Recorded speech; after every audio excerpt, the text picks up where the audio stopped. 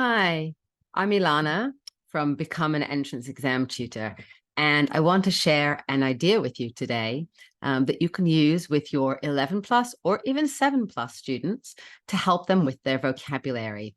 So I love a bit of gaming in my sessions, and anybody who knows me or has attended a workshop or anything that I do will know that I like to try and find ways to bring games and fun and engagement into my tutoring sessions.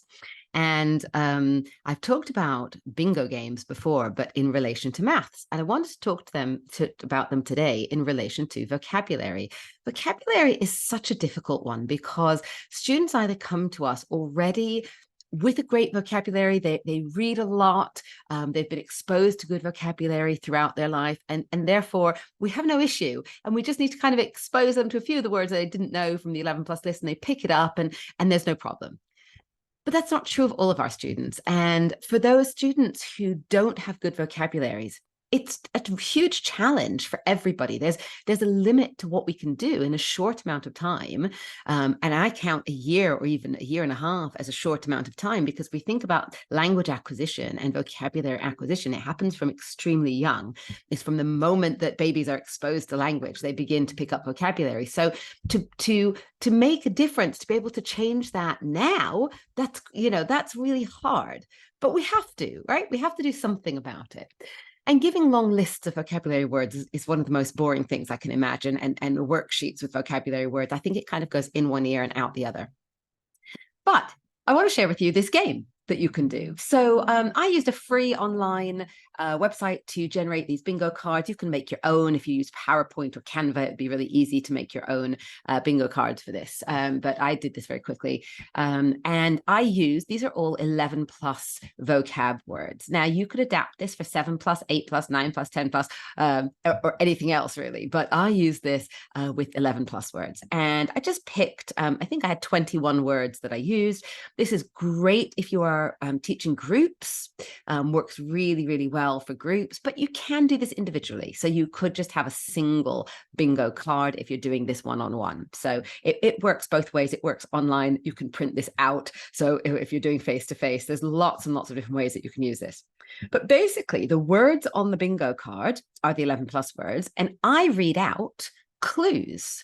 So what I'm actually going to read out are definitions. So, for example, I might read out the definition, a person or thing that is not common or usual.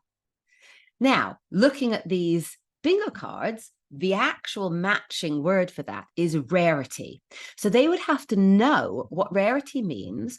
They could use the clue as well that I've just given them. Look at, do they have that? Do they not have that on their card? And then mark it off. So you can give them proper bingo stamping if they're in person, or you can mark it off on a screen.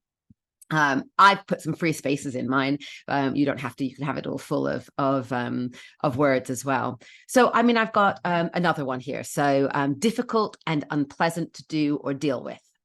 That's the definition for onerous, right? So I've got the whole list. I've got 21 of them. So I would just read my way through the list, and then the first child to get it, bingo. Or if we're working one-on-one, how quickly can we get to bingo? You can do it the other way. I've done it with the words on the bingo card. You can do it the other way around. You can put definitions on the bingo cards and have the words be what you read out. I think it works better the way I'm showing you now, but you can do it the other way around. You can do synonyms, antonyms. If you think about it, this has enormous scope, right? Lots and lots of different ways that you can use it. And it's fun. And you can have prizes. Sweets or whatever, or pencils if you're doing this in a group, for whoever gets bingo first. So it's a really good way. If you've got students who think they're just not going to know these words, they're going to struggle with it, have them working in groups, assuming you're doing group class, or pairs, so that they don't have an individual bingo board, but they can actually discuss with each other and get ideas from each other. So there's lots and lots of different ways of using it. I think it's great. I think bingo, when's the last time any of us played bingo? I can't remember playing bingo since I was a kid, but I think bingo has so many uses in 11 plus or 7 plus tuition. I think you can adapt it in so many ways. So I really hope you do this with your students. If you do, I would love for you to share with me. Let me know. I love being tagged in social media posts where someone's taken one of my ideas and used it. Nothing makes me happier. So please do use it and then tell me about it. See you soon.